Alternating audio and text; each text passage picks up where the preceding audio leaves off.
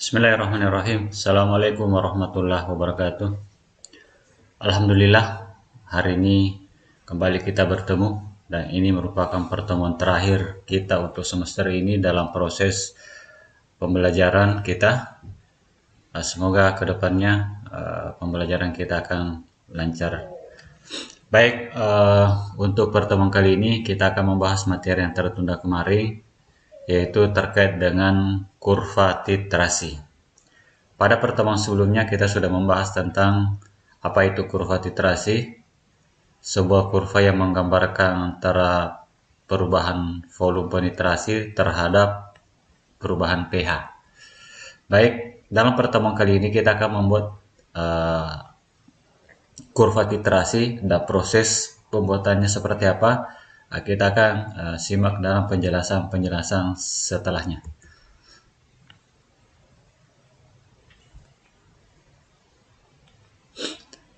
Baik, di sini dalam proses pembuatan kurva titrasi ini sebuah tabel model perlakuan yang akan kita lakukan.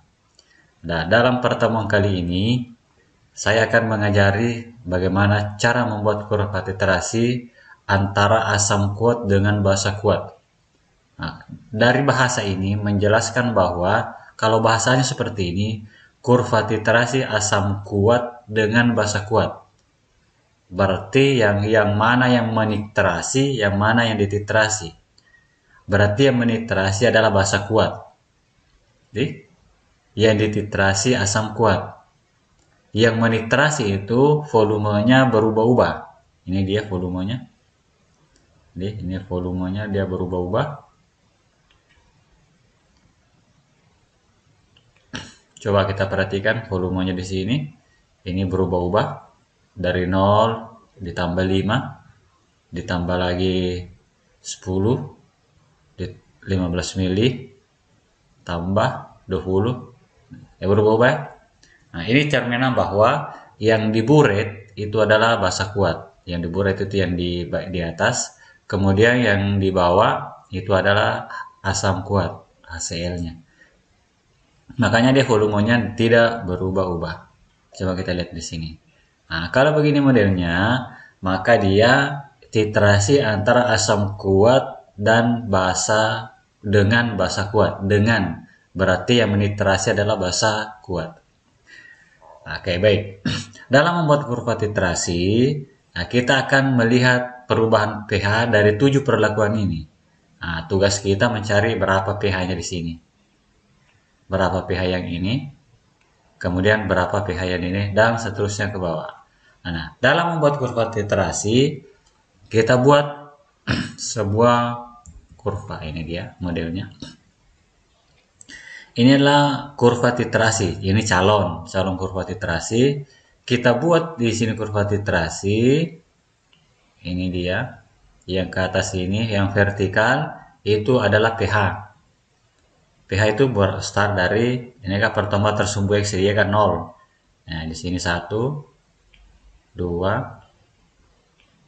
3 sampai 14. Kemudian yang di bawah ini adalah volume penambahan. Nah, tadi karena yang berubah-ubah kemarin tadi adalah NaOH, berarti adalah volume NaOH.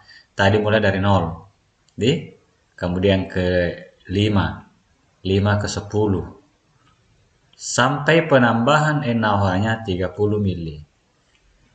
Nah, kita akan sebentar melihat di sini untuk penambahan, belum ada penambahan NaOH berapa pH-nya. Nah, berarti di sini pekerjaan kita itu akan mencari pH pada saat belum ditambah NaOH, berarti pada saat 0.1, titik 2 pada saat ditambah 5, pada saat ditambah 10. Dan seterusnya. Nah, mari kita lihat. Sekarang, di sini kita lihat penjelasan. Nah, ini titik awal. Titik awal tadi adalah titik pada saat belum ada penambahan penetrasi. Yang penetrasi apa tadi? NaOH. Belum ditambah NaOH. Belum ada penambahan NaOH.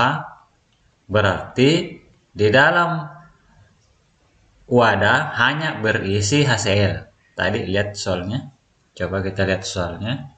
Nah, ini yang satu ya. Di titik satu ini volume HCl. Berarti hanya ini. Belum ada NaOH-nya. Oke, baik. Berarti pada saat titik ini. Nah, pada saat itu hanya 20 ml NaOH. Nah, ini tugas kita menghitung berapa pH-nya ini. Caranya kita tinggal lihat. Perhatikan HCl. HCl itu merupakan asam kuat. Diingat asam kuat. Oleh karenanya, asam kuat berarti menghitung H plusnya, rumusnya adalah A dikali Ma. Ingat ya, beda itu antara asam lemah dan asam kuat. Asam kuat. Sekarang, A itu apa? Banyaknya H plus. Berapa H plusnya di HCl? 1. H2H-nya. Ini dia. Kemudian Ma, molaritasnya. Molaritasnya ini dia. 0,1 M. 0,1 itu dibuatkan bilang eksponen sama dengan 10 pangkat minus 1. Nah, kemudian setelah didapat nilai H plusnya, kita sudah dapat nilai H plusnya. Kita hitung pH-nya. Rumus pH ingat lagi. pH sama dengan min log H plus. H plusnya sudah ditahu tadi 10 minus 1. Berarti pH-nya sama dengan 1. Berarti di titik pertama kita sudah tahu pH-nya sama dengan 1. pH sama dengan 1. Berarti bisa ditulis di sini. pH sama dengan 1. Oke? Baik, sekarang setelah titik 1, titik 2 lagi. Pada saat titik 2, volume HCl-nya 20. Kemudian volume NaOH-nya sama dengan 5. Nah, maka kita hitung di titik kedua. Titik kedua ya, ini titik 2. Titik kedua, pada saat 20 ml HCl, ada penambahan NaOH 5 mili. Nah, karena ada penambahan berarti HCl bercampur NaOH. Berarti terjadi reaksi antara asam dengan basa. Intinya, kapan asam bertemu dengan basa pasti bereaksi. Maka dibuatkan reaksi HCl ditambah NaOH. Hasilnya NaCl H2O. Kalau dia proses reaksi berarti ada mula-mula. Berapa mol mula-mula HCl? Molnya kita tinggal kali saja volumenya dikali molaritasnya.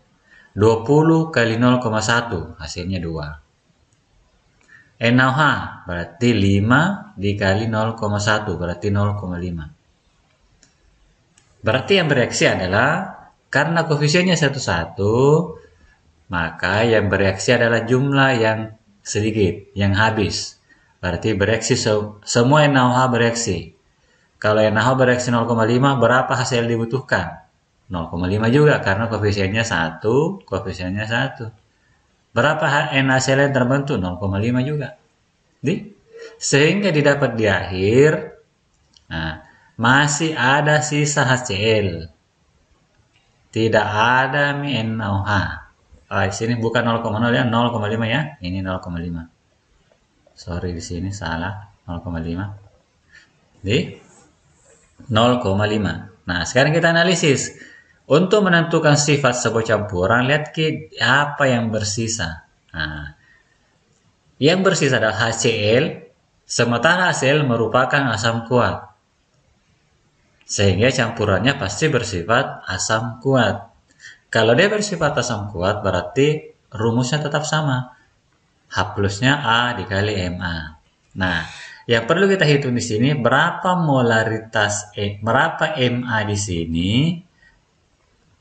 Karena Ma yang ada di sini, molaritas asam yang ada di sini bukan molaritas asam yang awal, tetapi molaritas yang sisa. Karena ini yang menentukan sifat. Nah, apa rumus molaritas? Ini mol per volume campuran. Berarti mol apa? Mol sisa. Karena kita berhitung di sisa. Mol sisa berapa? 1,5. Ini dia. Kemudian berapa volume campuran? Volumenya 20 ditambah 5, 25. 1,5 dibagi 25, 0,06. Inilah molaritasnya asam di sisa. Maka pasang di rumus. A-nya 1, Ma-nya 0,06. Dia sama dengan diubah menjadi bilangan eksponen 6 dikali 10 minus 2. Kemudian pasang pH-nya. pH min log H plus. pH min log 6 kali 10 minus 2. Operasional pH kalkulasi matematikanya 2 dikurang log 6. Hasil akhir 1,225. Ini sudah ada 2 titik. Titik pertama tadi 1, titik kedua 1,22. Oke? Nah, begitu juga untuk titik ketiga. Nah, kita hitung titik ketiga. Oke, ini dia prosesnya. Titik ketiga dapat nilai akhir ini. Hasil kalkulasi proses matematikanya sama. Jadi, ini dia. Kemudian titik keempat. Begitu juga titik keempat. Didapat juga pH-nya. Caranya sama dengan sebelumnya. Kita kerja sesuai dengan sebelumnya, insya Allah akan didapat hasil seperti ini. Nah, kemudian di sini titik kelima. Nah, di sini akan saya jelaskan sedikit.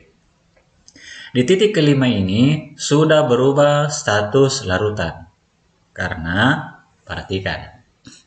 Di sini titik kelima 20 ml HCl ditambah dengan 20 ml NaOH.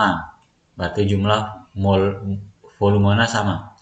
Berarti mol-mol 2. Di sisa tidak ada lagi hasilnya. Tidak ada lagi NaOH. Yang ada garam dengan air. Nah, sekarang kalau garam ketemu air, ingat, hidrolisis atau tidak? Nah, dia tidak hidrolisis karena garam ini berasal dari asam kuat dan basa kuat. Kalau dia tidak hidrolisis berarti dia pH-nya netral. Berarti pH-nya 7. Jadi, tidak ada kalkulasinya ini ya, matematikanya. Langsung saja analisis. Oke, baik. Titik kelima. Titik keenam. Nah, titik keenam perlu saya jelaskan di sini karena berubah volume deskripsi campuran. Nah, sekarang kita lihat volume awal HCl tetap ditambah 25. Sekarang sudah lebih banyak nih NaOH-nya. Berarti molaritas NaOH 2,5. Jadi, ini 2. Berarti yang habis yang sedikit. Nah, berarti 2 yang habis. 2. Berarti tidak bersisa lagi HCl. Yang bersisa NaOH. NaOH apa yang bersisa? NaOH basa yang bersifat kuat. Berarti campuran bersifat basa kuat. Kalau dia basa kuat, berarti ingat rumus basa kuat. OH minus sama dengan B dikali MB. Jadi, B dikali MB. Berarti MB-nya apa? Nah, ingat, sifat campuran ditentukan di sisa. Berarti kita mengambil data di sisa. Berarti mol sisa. Mol apa yang bersisa? Berarti mol basa. Jadi, kalau ini bukan sisa ya, ini hasil. 0,5. Berarti mol sisanya, mol sisa basa yang bersisa 0,5. Kemudian volume campuran 20 ditambah 45. 25 berarti jumlahnya 45. 0,5 per 45 0,01. Ini molaritas basanya. Nah, pasang lagi di sini. B-nya berapa? Berapa OH minusnya? 1. MB-nya 0,01. Dapat 10 minus 2. Diubah menjadi bilangan eksponen. Jadi, pasang rumus POH minus log OH minus. Ingat pelajaran bab 1. POH minus log 10 minus 2. Sama dengan 2 log 10. Berarti POH-nya 2. Nah, karena dia POH, maka harus kita cari pH-nya. Cara menghitung pH-nya, pH sama dengan 14 dikurang POH. POH-nya 2, berarti 14 dikurang 2. Berarti pH-nya 2. Oke? Baik. Begitu juga titik ke-7. Prosesnya 7 dapat. Sampai akhirnya didapatlah data sempurna. Nah, datanya seperti begini. Tadi dia yang di soal. Nah, sekarang sudah berisi nih. Tadi hasil kalkulasi di titik pertama 1. Kalkulasi di titik kedua 1,225. 1,5. Kemudian 2, 7, 12, 12,301.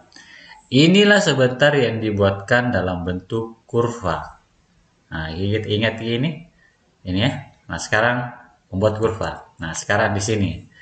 Ini di bawah volume NaOH. Di titik pertama tadi volume NaOH ya, volume NaOH 0. Berarti di sini dia volumenya. Berapa pH campuran? Tadi awalnya 1 di. Nah, berarti kita buat di sini titik 1. Ada tanda sini 1. Dapat. Di 5 tadi di volume penambah 5 berapa pH-nya? 1,225. Nah, kalau 1,5 di sini berarti di sini. Berarti tanda di sini 225. Oke, berarti ada titik 1 di sini. Tanda titik di sini. Nah, kemudian di titik pada ketiga, pada saat penambahan NaOH 10 itu 1,5. Kita lihat ini deh. Ya tadi 1, berarti 1,225, 1,5.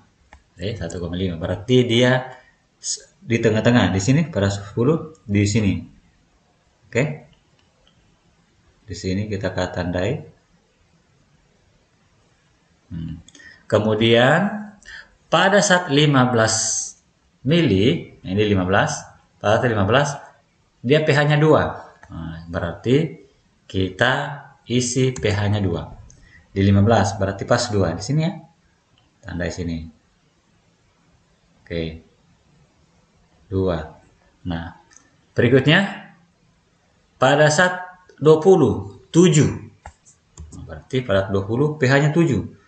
Berarti dia di sini. Di sini 7. 7. Kemudian pada saat penambahan 25. 25 berarti 12. Oke, kita isi 12. Sini ya. Di sini dia. Kemudian pada titik di sini. Sini 12. Untuk titik 30 pada titik terakhir itu 12,301. Berarti 12, sekitar sini. Nah, baik. Setelah itu kita menghubungkan dari titik 1 sampai titik terakhir. Sehingga akan didapatkan kurvanya. Nah, kita hubungkan. Ini kita tinggal tarik garis. Ya, kurva itu tanpa sudut. Oke. Baik. Ini adalah model kurva untuk titrasi asam kuat dengan basa kuat. Sama dengan penjelasan sebelumnya. Nah, di sini perlu ditahu bahwa di sini ada perubahan drastis pH. Nah, ini disinilah tanda bahwa kalau lihat kurva, inilah tandanya bahwa di sinilah titik ekivalennya. Yaitu titik tengahnya di sini. Ini 7 ekivalen ya. Ekivalen di sini. Oke. Baik, itu cara membuat kurva titrasi dan begitu cara yang lainnya. Nah, berikut. Nah, sekarang di sini ada yang kedua untuk kurva titrasi basa kuat dengan asam kuat. Ini beri terbalik ya. Berarti kalau tadi saya beri penjelasan, kalau tadi tuh kurvanya begini. Nah, kalau yang ini lain, dari atas ke bawah. Nah, ini menjadi tugas bagian Anda dan merupakan nilai tugas terakhir dari saya untuk semester ini.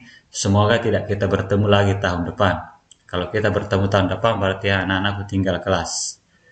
Oke, ini tugas terakhir dan merupakan nilai untuk bab ini. Jadi bab ini tidak ada ujiannya. Saya ambil langsung dari nilai ini. Inilah prosesnya buat Ki ini. kemudian kirim ke ini, batas terakhir paling lambat sebelum ujian kimia. Ujian kimia. Paling lambat ujian kimia. Setelah itu tidak ada lagi negosiasi. Oke, baik. Nah, sekarang yang perlu saya jelaskan anak-anak semua bahwa untuk materi bab ini semester ini telah selesai. Untuk bahan ujiannya itu sebanyak 25 nomor sudah dibuat. Itu terdiri mulai dari bab 1 ya, dari bab 1, kemudian bab 2 yang tidak ada masuk di dalam ujian itu koloid. Adalah bahan materi yang kemarin yang anak-anakku buat resumenya. Itu tidak ada di dalam ujian. Jadi itu saya tidak ambil sebagai ini hanya diberikan kemarin untuk menambah wawasan anakku terhadap pengetahuan kimia. Tetapi itu tidak ada dalam kurikulum untuk masa pandemi. Jadi tidak usah dipelajari untuk koloid, tapi tugasnya tetap harus diingat. Semoga anakku tetap dalam keadaan sehat walafiat. Ingat, hari Senin kita sudah mulai ujian dan ujiannya itu secara offline. Ingat, harus lengkap. Terima kasih atas perhatiannya selama ini. Saya mohon maaf jika sekiranya dalam proses pembahasan kimia ada hal-hal yang kurang berkenan. Saya mohon maaf. Wabillahi taufiq wal hidayah. Assalamualaikum warahmatullahi wabarakatuh.